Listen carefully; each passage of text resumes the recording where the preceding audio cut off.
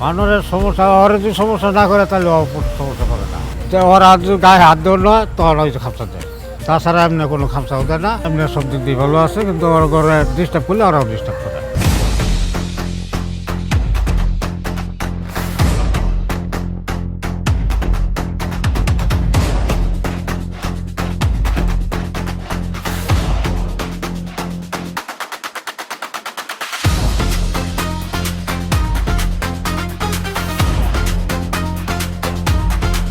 Hello viewers, আসসালামু আলাইকুম। আশা করি সবাই ভালো আছেন। তো আজকে ফাইনালি আমি চলে আসছি মধুপুর একটি সুন্দর একটি জায়গায়, মধুপুর ন্যাশনাল পার্কে। তো এই পার্কের একটি বিশেষত্ব হচ্ছে এখানে মানুষের পাশাপাশি কিন্তু প্রচুর বানর দেখা যায়। এখানে কিন্তু অনেক দূর দূরান্ত থেকে পর্যটক আসেন। তো একমাত্র পর্যটকের উদ্দেশ্য হলো বানর দেখা। এই বানরের জন্য কিন্তু তারা প্রচুর পরিমাণে খাবার নিয়ে আসে এবং কি বানররা তাদের কাছে আসে। বানর এবং মানুষের মধ্যে কিন্তু খুব সুন্দর একটি বন্ধুত্বের সৃষ্টি হয়।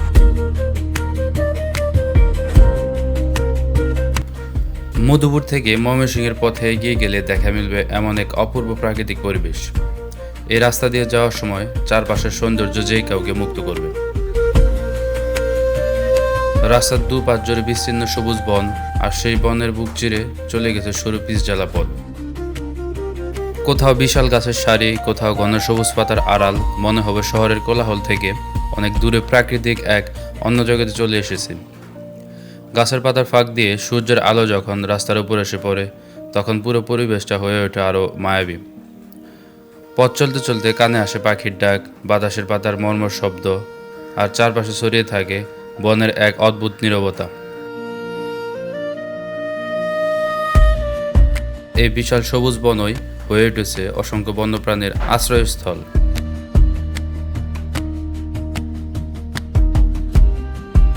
মধুপুর এবং কি ময়মনসিংহের যে যাত্রীরা, তারা কিন্তু সরাসরি এখানে এসে গাড়ি থামিয়ে কিন্তু বানর এবং কি প্রকৃতির যে একটি মিলন মেলা, তো এটা কিন্তু তারা উপভোগ করে। মধুপুর ন্যাশনাল পার্ক কিন্তু খুবই অসাধারণ একটি জায়গা। তো আপনারা যারা যারা আসবেন তারা কিন্তু এসে ঘুরে দেখতে পারেন। খুবই অন্যরকম একটি মনোমুগ্ধকর পরিবেশ এখানে সৃষ্টি হয়। মেইন রোড, মাঝখান দিয়ে সারি সারি গাছ, খুব অসাধারণ একটি দৃশ্য। একদিকে ব্যস্ত সড়ক আর অন্যদিকে গভীর সবুজ বন। এই দুয়ের মাঝে গড়ে উঠেছে এক অদ্ভুত জগৎ। এখানে একটু দাঁড়ালে চোখে পড়ে তাদের। কেউ গাছের ডালে বসে আছে, কেউ খাবারের সন্ধানে ঘুরছে, আবার কেউ মানুষের একদম কাছাকাছি চলে আসছে। মধুপুরের এই বন শুধু সবুজ গাছের সমষ্টি নয়, এটি বাংলাদেশের গুরুত্বপূর্ণ বনাঞ্চলের একটি। মধুপুর জাতীয় উদ্যান 1962 সালে প্রতিষ্ঠিত হয় এবং এর প্রধান বৈশিষ্ট্য শালবন। এই বনাঞ্চলে বিভিন্ন প্রজাতির গাছপালা ও বন্যপ্রাণীর দেখা মেলে। বানর, হনুমান, বিভিন্ন পাখি, হরিণ সহ নানা প্রাণী এই বনাঞ্চলের জীববৈচিত্র্যের অংশ। বানরের আসল বাসস্থান কিন্তু বন, গাছপালা এবং গাছের ডাল। আমরা কিন্তু যারা আছি তারা কিন্তু তাদের স্বাভাবিক আচরণটাকে বিঘ্নিত করছি। তাদের এই স্বাভাবিক আচরণটাকে বিঘ্নিত করার কারণ হচ্ছে আমরা তাদেরকে খাবার খাওয়াচ্ছি এবং কি কাছে নিচ্ছি, এই জন্যই কিন্তু তাদের স্বাভাবিক আচরণ বিঘ্নিত হচ্ছে।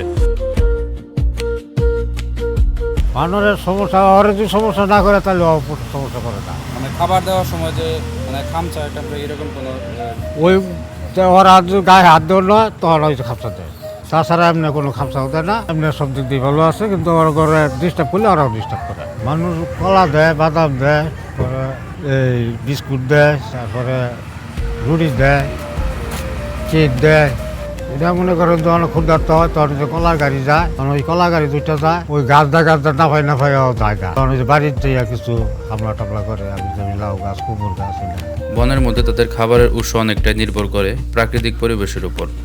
ফল, বিভিন্ন উদ্ভিদের অংশ এবং সহজলভ্য প্রাকৃতিক খাবার তাদের খাদ্য তালিকায় অংশ হতে পারে। কিন্তু মানুষের বসতি ও পর্যটকের কাছাকাছি চলে এলে তাদের সামনে আরেক ধরনের খাবারও আসে, মানুষের দেওয়া খাবার। আমরা যেটাকে ভালোবাসা মনে করে খাবার দিই, সেটা সবসময় বন্যপ্রাণীর জন্য ভালো নাও হতে পারে। তাই বন্যপ্রাণীকে খাবার দেওয়ার আগে আমাদের ভাবতে হবে, আমরা কি সত্যি তাদের সাহায্য করছি নাকি তাদের স্বাভাবিক জীবন বদলে দিচ্ছি। এই বানরের প্রধান খাবার হচ্ছে বনজ কলা এবং কি উদ্ভিদের বিভিন্ন অংশ। যখন তারা খাদ্য সংকটে পড়ে যায় তখন কিন্তু গ্রামের বিভিন্ন ধরনের যে গ্রাম্য এলাকা আছে তখন কিন্তু তারা ওইখানে চলে যায়। এই বানরগুলোর জীবনের সবচেয়ে বড় বিপদ হয়তো খাবার নয়, বিপদটা আমাদের সামনে দিয়েই প্রতিদিন ছুটে যাচ্ছে। এই রাস্তা মধুপুর বনাঞ্চলের মধ্য দিয়ে যাওয়া সড়কে দিনরাত অসংখ্য যানবাহন চলাচল করে। বন থেকে খাবারের সন্ধানে এক পাশ থেকে অন্য পাশে যেতে গিয়ে বন্যপ্রাণীদের রাস্তা পার হতে হয়, আর তখনই ঘটে দুর্ঘটনা। বানর, হনুমান সহ বিভিন্ন বন্যপ্রাণী যানবাহনের ধাক্কায় আহত বা মারা যাওয়ার ঝুঁকিতে থাকে। 2026 সালের জুলাইয়ে মধুপুর বনাঞ্চলে বন্যপ্রাণীর নিরাপদ চলাচলের জন্য 5টি রোপওয়ে নির্মাণের খবর প্রকাশিত হয়েছে। বনের এক পাশ থেকে অন্য পাশে প্রাণীদের নিরাপদে চলাচলের জন্য তৈরি করা হয়েছে রোপওয়ে। মানুষের জন্য এটা হয়তো সাধারণ একটা দড়ির পথ, কিন্তু এই প্রাণীগুলোর জন্য এটাই হতে পারে জীবন আর মৃত্যুর মাঝের পার্থক্য। দিন শেষে কিন্তু রাস্তা ব্যস্ত হয়ে ওঠে, মানুষ ফিরে যায় নিজের গন্তব্যে, এমনকি বানর কিন্তু থেকে যায় এই বনে, কারণ তাদের এখানেই তাদের বসবাস, এখানেই তাদের পরিবার।